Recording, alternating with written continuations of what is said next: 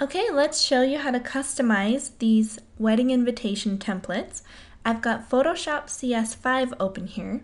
You can see my layers here on the right. I've got the big picture in this layer here, and then we've got some text layers up here, and then we've got the smaller pictures over here. So first thing we're going to do is drag in a new picture for this large image right here. Now in CS5, when you drag a picture in, you'll see this transformation box around it. We're just going to hit enter to commit that transformation. And then we're going to see where the layer ended up in our layers over here. Now we can see our picture here above the old picture. We're going to drag it underneath the old picture so that it clips to the layer underneath it. You can see the little arrow here means that it's clipping to the layer underneath. And then we're going to just select the layer above it and hit delete. So now we've got our image clipping to the box underneath it. We're just going to move it. Make sure your arrow tool is selected to move your image. And then we're moving it over the top of the box underneath. Now if you want to zoom in on this picture, you're going to hit Control T, and then the transformation box will show up again.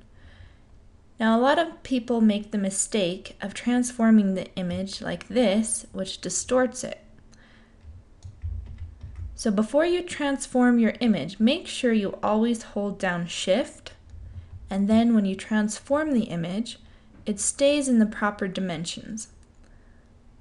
So we're just going to zoom in a little on this picture here, and then you always have to hit Enter to get off of that transformation box. So now we've got our picture clipped to the square underneath it. And this square underneath is called a clipping mask. It makes it so you can crop the picture to any size or shape that you want without distorting the picture. Now you can see the layer underneath also has a box to the side of it, and this is called the mask. And this is what's creating a gradient so the picture blends into the background here. You'll learn more about layers and masks in the Photoshop tutorials that come with the Photographer Overnight program that you can buy on our site, howtostartphotography.com. So let's drag in pictures for these smaller images over here. Now you can see when I dragged in this image, it put it underneath this other image over here.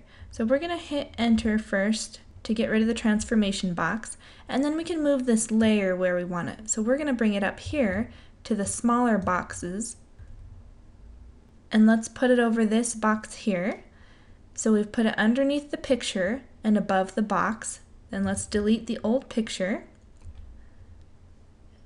and now you'll be able to drag your new picture over. You can see it inside the clipping mask, then hit Control T, and then we'll be able to rotate the picture so it's tipped sideways by using these rotating arrows here. And then we'll bring it down.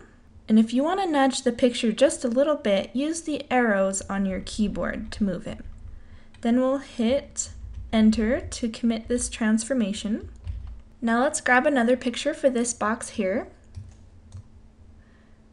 Remember when CS5, when you first bring the picture over, there's a transformation box. But if you want to create the transformation box, hit Control T, then we'll be able to resize the picture. Remember to always hold down Shift when you're resizing so you don't distort the image. Then we're going to bring it over here and rotate it using the rotating arrows. Make it a little smaller. Now you can see our image is underneath the old picture image because of the layer is underneath these layers here.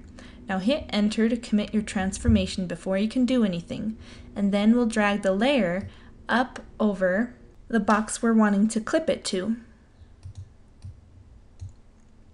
and then delete the image on top.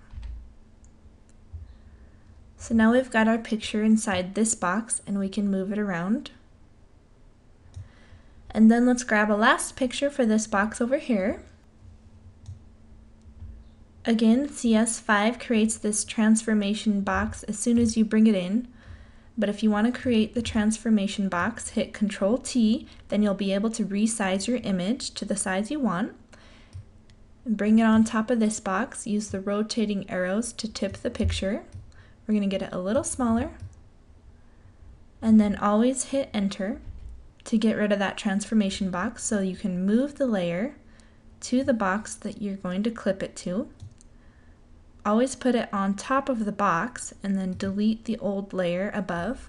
Then we're going to move the picture down so we can see the ring. Okay, you can see during our dragging pictures over that this picture here got unclipped from the mask it was being clipped to. So we're going to find the layer down here on the right, and we see the picture, and you can see it no longer has an arrow clipping it to the box underneath. So we're going to just hit Alt, click between the two layers, and you'll see two circles, and you'll click, and then it clips the picture to the box underneath. Okay, so the next thing we're going to do is get rid of this visit howtostartphotography.com text box. So find the layer right here, and you can either just turn it off by using this eyeball button, or you can just delete it, make sure your arrow tool is selected, and hit delete. So now let's say we want to change the colors in the imitation. So we're going to change them to a color like red. Now to select a color from your picture, you're going to hit this eyedropper tool here. Then you can just click anywhere in your picture. If we want to get the red from this truck here, we'll just click the truck, and you can see the color here changes to red. So let's change the names, Kyla and Brian, to red. So select the text box. We're going to select the text and then switch this arrow here from white to red, and then hit the arrow tool to get off of your text. You can see we changed this to red. And now let's move this entire picture over.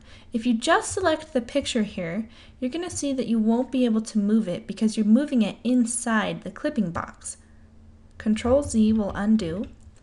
Now we're going to hit Control so that we can select both layers here, and then we can move the box away from those names so we can see them better.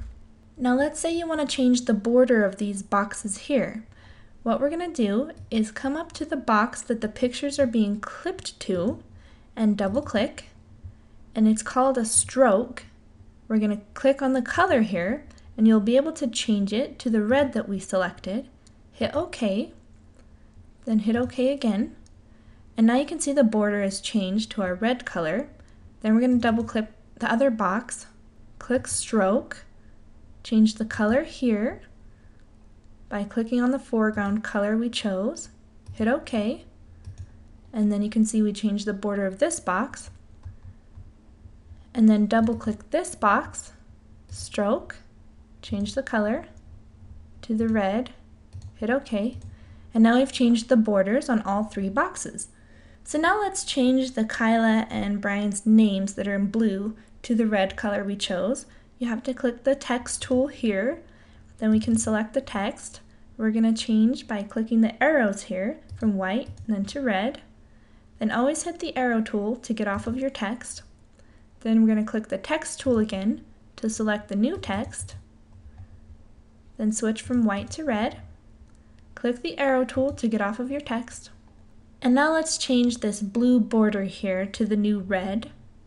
First we're going to find the border in the layers over here, and I haven't named the layer anything, but if you look inside this box there's a slight line. If you click on the layer, then hold Control and click inside the box, it'll select whatever is inside that layer. So we can see that we found the layer, and now we can fill it in with red by hitting Shift F5, and this fill window will pop up. We're going to use the foreground color, which is red, and hit OK.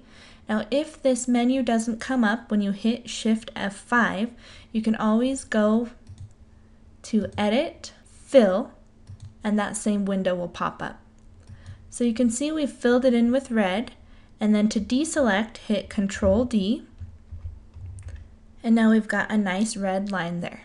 Now to change these text boxes, we're going to click on the layers that we want to change. So Guy and Patricia Lewis, Let's say we need to change this to say our client's parents' names.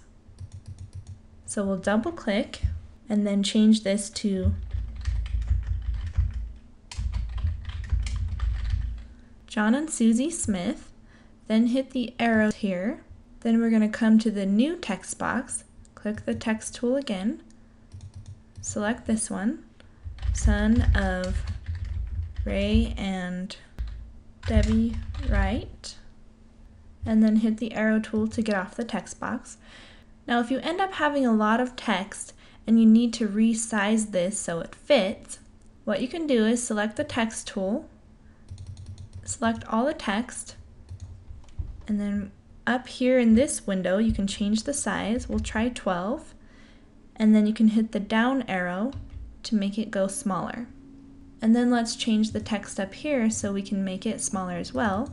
Select it all, highlight this, hit down, and now we've made this text box smaller as well. Now let's get rid of the registered at Bed Bath & Beyond. We'll have to click the arrow tool to get off of that text, then the text tool to get on the new text, select and delete, and then back on the arrow tool to get off. Now we need to move all of this down to make it centered, so what we're going to do is select all of those layers here. Click John and Susie Smith, then hold down the Shift button, and then you'll be able to select all of these layers at once. Then we're going to just drag them down more toward the center, and then nudge with the arrow keys on the keyboard. And that's how you customize the colors and the borders and the text on your invitation and drag in new pictures. If you want to learn how to create these invitations on your own, go to howtostartphotography.com. There are 17 Photoshop tutorials that come with the Photographer Overnight program. And you can change these invitations to be baby announcements, birthday party invitations, or whatever you choose. Good luck and have fun!